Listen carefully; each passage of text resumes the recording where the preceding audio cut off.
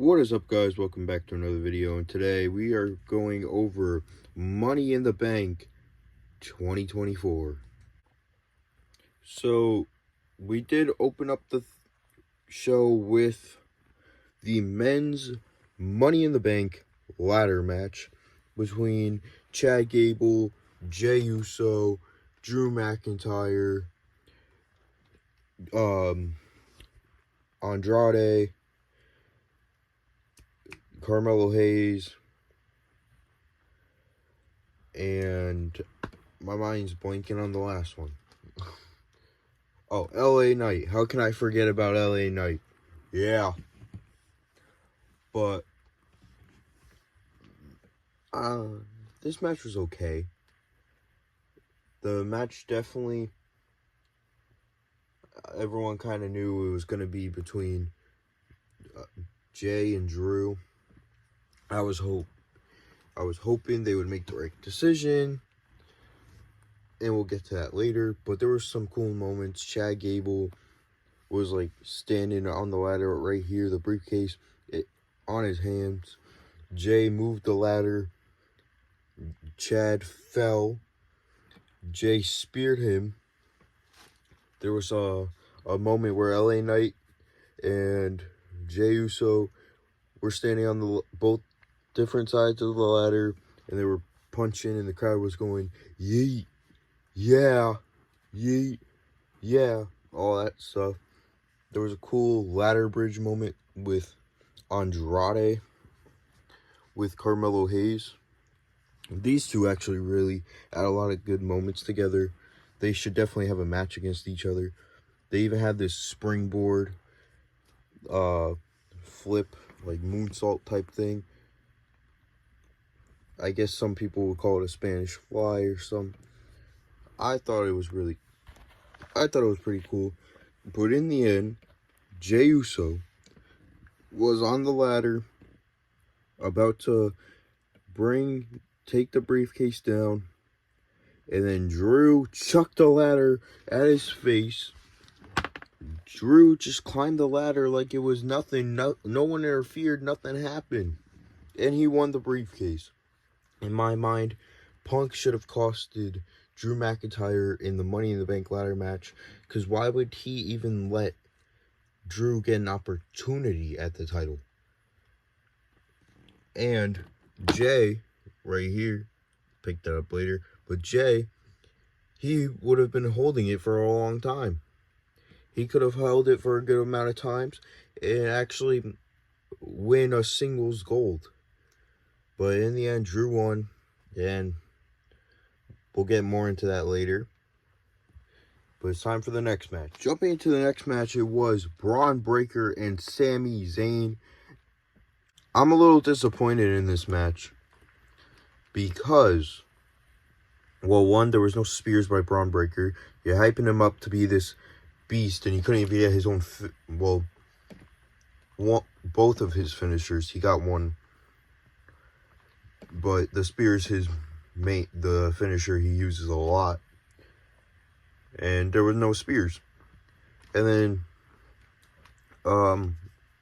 there were some cool moments, like there was gonna be a hula kick in the corner. Sami Zayn comes running, Braun Breaker from this corner runs into him with a knee, and it was like, there were a lot of cool moments. Like, also, they recreated the spot where Sami jumped over Braun and he almost hit the steps. He stopped himself this time, pushed Sami over here, stood on the apron, and clotheslined Sami over the announcer's table.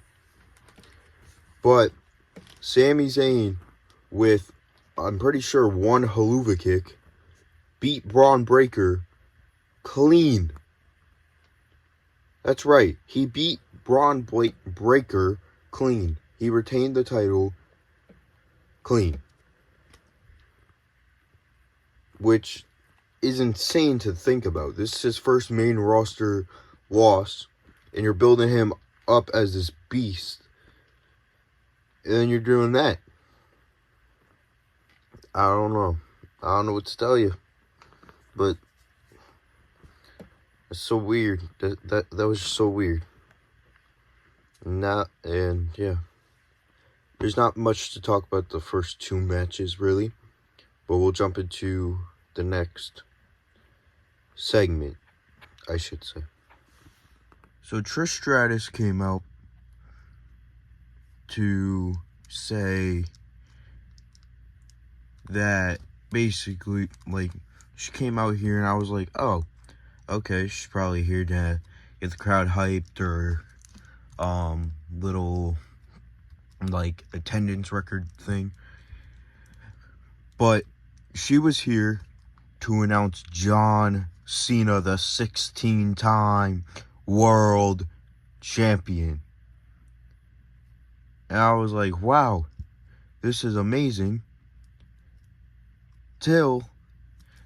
I was like, wow, this is amazing because now he's like making appearances at Money in the Bank. Now it just seems to be his thing. And then we had him in the ring.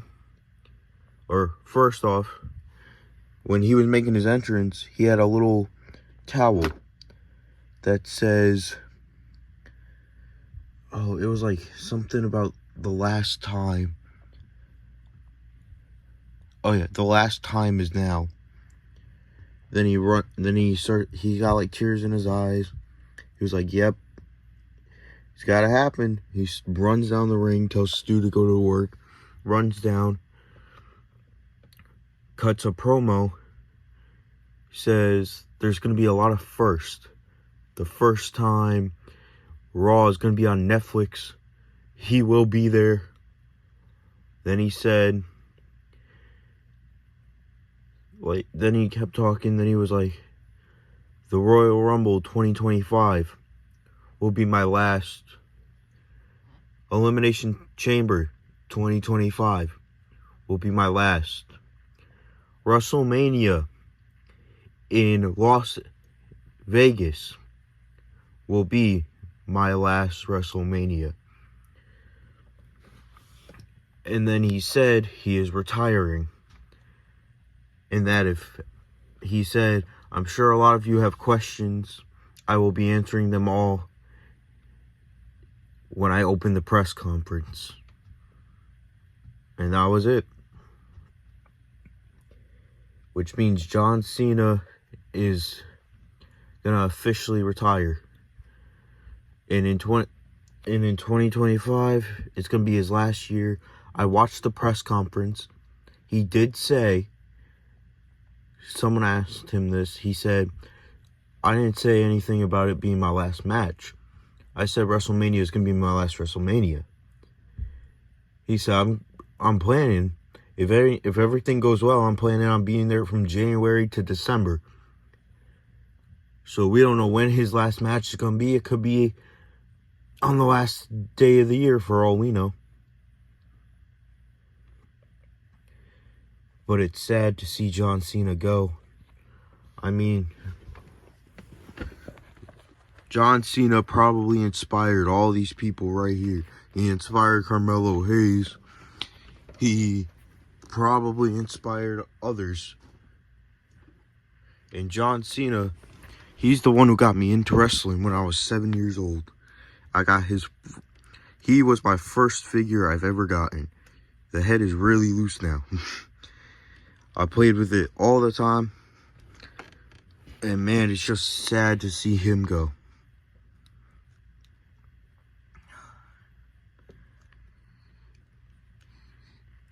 But he also said in the press conference, he's not going to do any, as of right now, he's not planning on doing any special guest referees after he retires. He's not planning on doing any special appearances when he retires. Or come back for, like, help out the younger generation.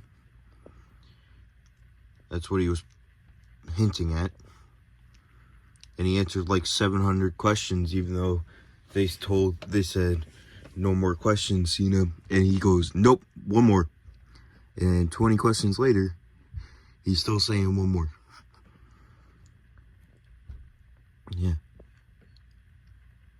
So, John Cena, as of December 31st, 2025, John Cena will be retired from WWE forever.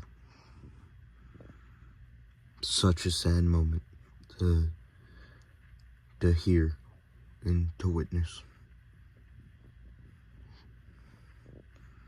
But it is time for the next match. Also, before I go on, John did say as of right now, he's only planning on doing 30 to 40 appearances. But that's still a lot for what we're used to. Anyways, jumping into the next match. It was actually pretty good. It was Seth Rollins versus Damian Priest, but before that, Priest said, kept getting in the face of the Judgment Day, said, "Stay out of my way," and all that stuff. And when Priest walked away, Balor goes, "Yeah, you got it, boss." And then Seth Rollins came out. Seth came out. And Priest came out. But yeah.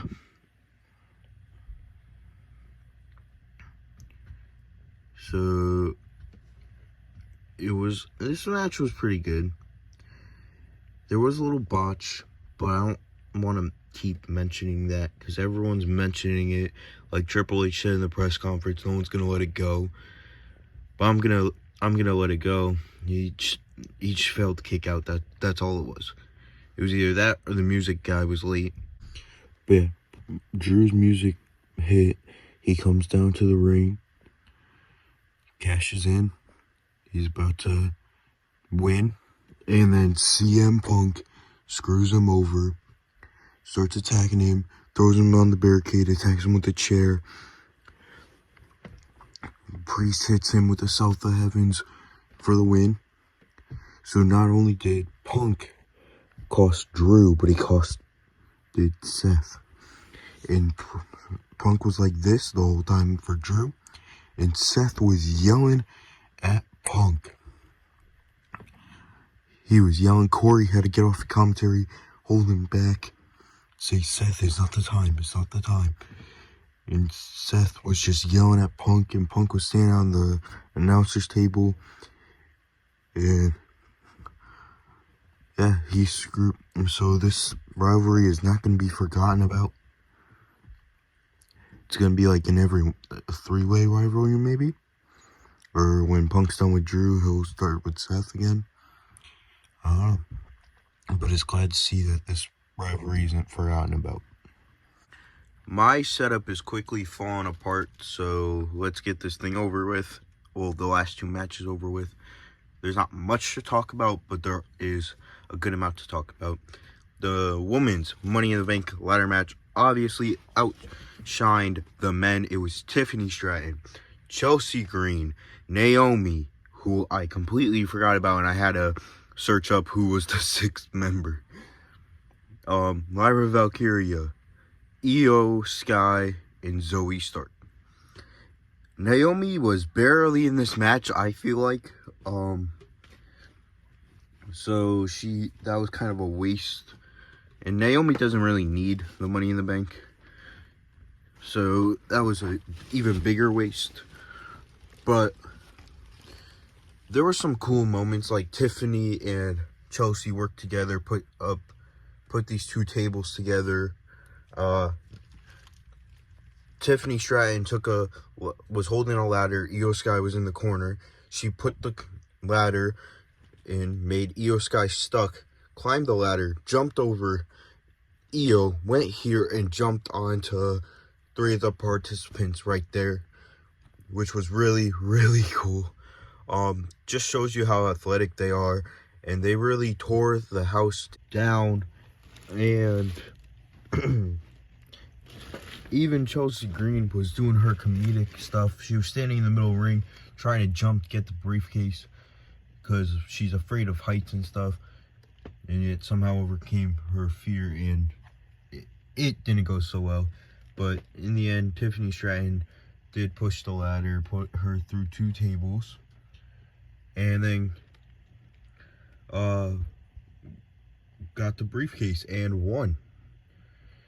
And yeah, now it's on to the main event. Jumping through the final match. Hopefully my camera doesn't run out of storage. It's been doing that all day, but which is why it's taking forever. But it's Cody Rhodes and RKO, Kevin Owens and Randy Orton versus the Bloodline, Jacob Fatu, Solo Sikoa, and Tama Tonga. Tamaloa was kind of just used to be there, but he did get involved. He load blowed Kevin Owens. And it looked pretty brutal. Solo was actually pretty dominant in the match. Randy Orton did a hangman DDT to Jacob Fatu, and he got up right away. And Randy didn't realize till he tried to go for the RKO. But I think there was a triple powerbomb through the table by one of the Bloodline members. But overall, it was really cool. Cody almost won. He did the 3 crossroads, but Jacob Fatu ran into the ring and did that, jumped on the rope and did like a moonsault type thing. It was really cool. And in the end, Solo Sikoa pinned Cody Rhodes, which I'm so shocked. Obviously, the Bloodline kind of cheated, but I'm still shocked that they had Solo pin Cody. But if you want to build that rivalry, I understand. And I thought it was pretty interesting choice. It was pretty interesting, kind of good. I enjoyed it. It wasn't bad at all. Yeah. That's really it. Except for actually right before the press conference, he did Jackie Redmond tried to get an interview, and he said, "How's this? Acknowledge me." And that was it. Okay, guys, that is going to be it for today's video. Hope you guys enjoyed. Peace.